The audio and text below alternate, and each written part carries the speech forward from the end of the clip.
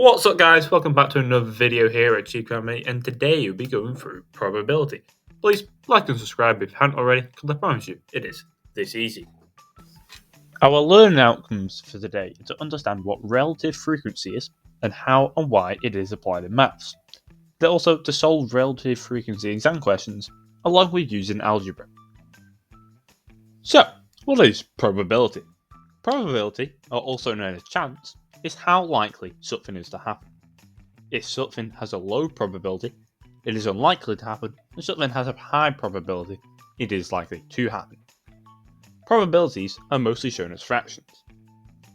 In this lesson, we will focus on solving relative frequency probability exam questions, and use our skills in algebra to help answer them. One type of probability you must learn is relative frequency, and it is the type of probability we're looking at today. Relative frequency is a grade 4 skill, and probability trees are a grade 5 skill, so I'll cover that in a separate video. Relative frequency is used when probability is being estimated using the outcomes of an experiment or a trial, when theoretical probability cannot be used. An example of relative frequency in action is a coin toss. In this instance, Phoebe and Kate are having a game of heads and tails, and Kate chooses tails every single time. They flip the coin 10 times. The coin is tails 4 times out of the 10. The chance of the coin landing on tails is 50% each time they flip, and that was the correct 50% 4 times. You may assume the theoretical probability of Kate being correct should be 5 times out of 10, as this is 50% of 10.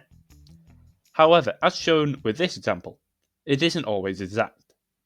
This is the relative frequency, and it states the more times you repeat an event, such as the coin toss, the more reliable the data will be as it gets closer to the theoretical probability. So, if we did this for 100 times, the coin may land, say, 49 times out of the 100 times. If we did it for 1,000 times, it will get closer and closer and closer to 50%. And that is the theoretical probability. But if we have a small sample size, and we do, say, Kate and Phoebe did it 2 times, and Kate was right both times, that isn't the real probability of getting tails, because our data is not large enough for us to make a correct assumption. However, you will need to know how to work out the theoretical probability, or also known as an estimate. If you need to work out an estimate when you're given the data and the probability, simply multiply them together.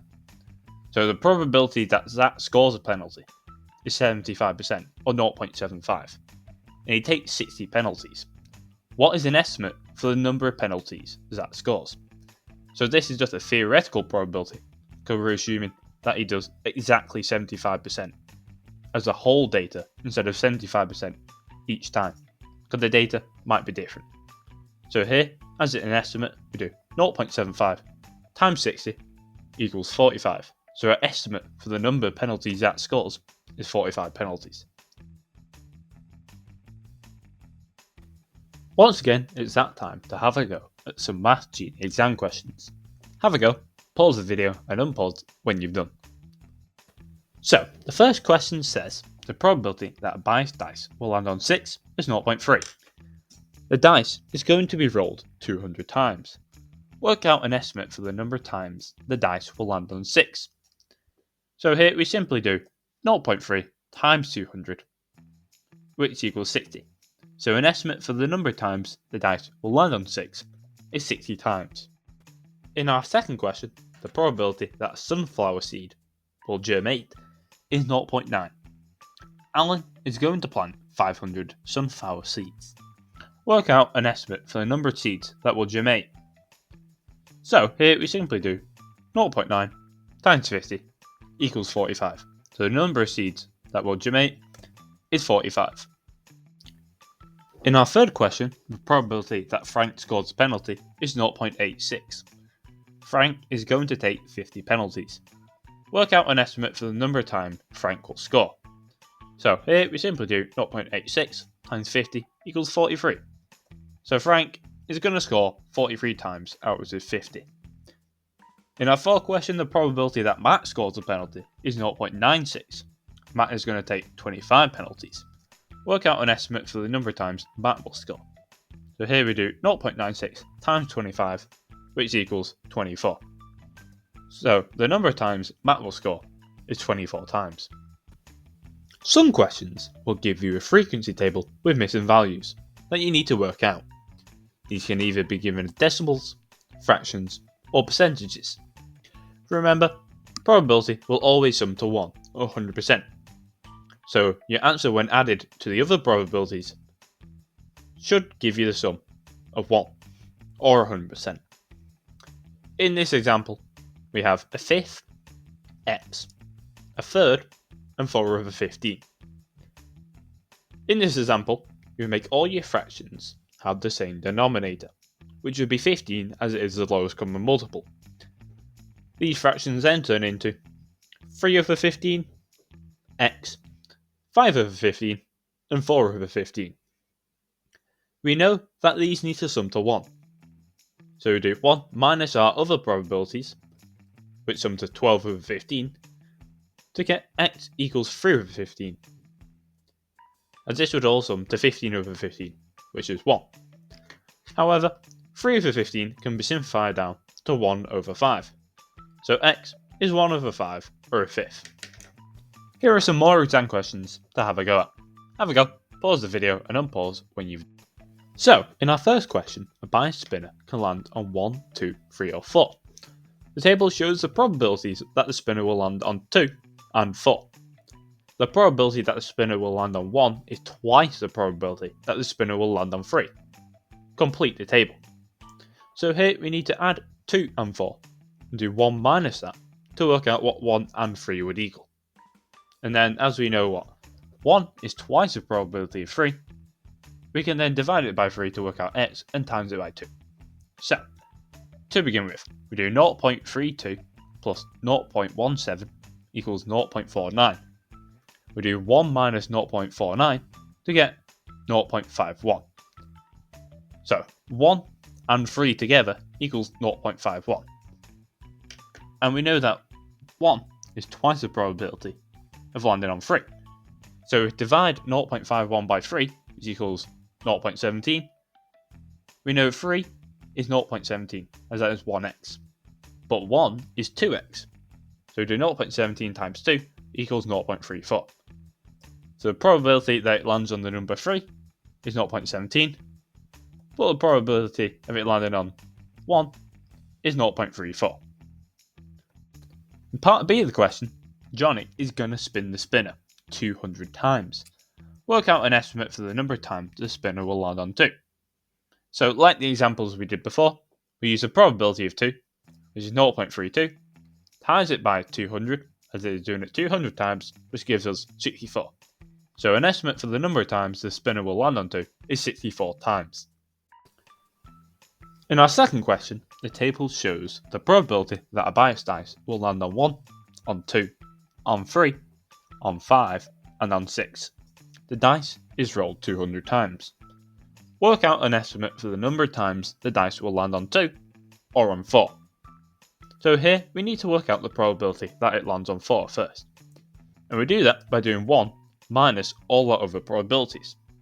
So our other probabilities is 0.14 plus 0.2 plus 0.08 plus 0.13 plus 0.21, which equals 0.76. We do 1 minus 0.76, which equals 0.24. So the probability that a number is 4 is 0.24. Now, in the question it says it will land on 2 or on 4. So we've got two probabilities here. So we need to add them together. So we do 0.2 plus 0.24, which equals 0.44. We now do 0.44 times 200, gives us an answer of 88. So an estimate for the number of times the dice will land on 2 or on 4 is 88. Now it's time to have a go at some of the hardest questions you'll probably asked, or relative frequency probability questions. Have a go, pause the video and unpause when you've done. In our first question, in a box there are only red pens, blue pens, black pens and green pens. A pen is taken at random from the box. The table shows the probabilities that the pen will be red or will be green. The probability that the pen will be black is 3 times the probability that the pen will be blue. There are only 28 green pens in the box. Work out the number of black pens in the box. First, let's work out the probability that we can get blue or black. So we add up our red and green, which is 0.42 plus 0.14, which equals 0.56. So we do 1 minus 0.56, which equals 0.44. So blue plus black must equal 0.44. And we know that black is 3 times the probability the pen will be blue. So we do 4x equals 0.44. Divide both sides by 4 to get x equals 0.11. So we know that blue is 0.11 and black is 3 times this. So 3x equals 0.33. So we write blue equals 0.11 and black is 0.33. Now, we know that there are 28 green pens in the box and want to work out how many black pens there are. And we know the probability that is green is 0.14. And that equals 28. So we do 0.14y equals 28, meaning y must equal 28 divided by 0.14, giving y equals 200. Make sure you use a different variable than the one you have used before, as then your working out may be a bit confused for the examiner to mark. Now, we're working out the number of black pens, and we know the probability of black pens is 0.33. So we do 0.33 times 200 equals 66. We times it by 200 because that's how many are in the box. So 66 pens are black. And that is your final answer for the number of black pens in the box. For our second question, in a bag there are only red counters, blue counters, green counters, and yellow counters. A counter is taken at random from the bag. The table shows the probability that the counter will be green or be yellow. The probability that the counter will be red is twice the probability that the counter will be blue. There are 21 green counters in the bag. Work out the number of red counters in the bag. So we need to work out the probability of red and blue. So first, we add green and yellow together to get 0.55. We do 1 minus 0.55, which equals 0.45. And this is the probability of red and blue. Now, we know red is twice the probability that the counter will be blue.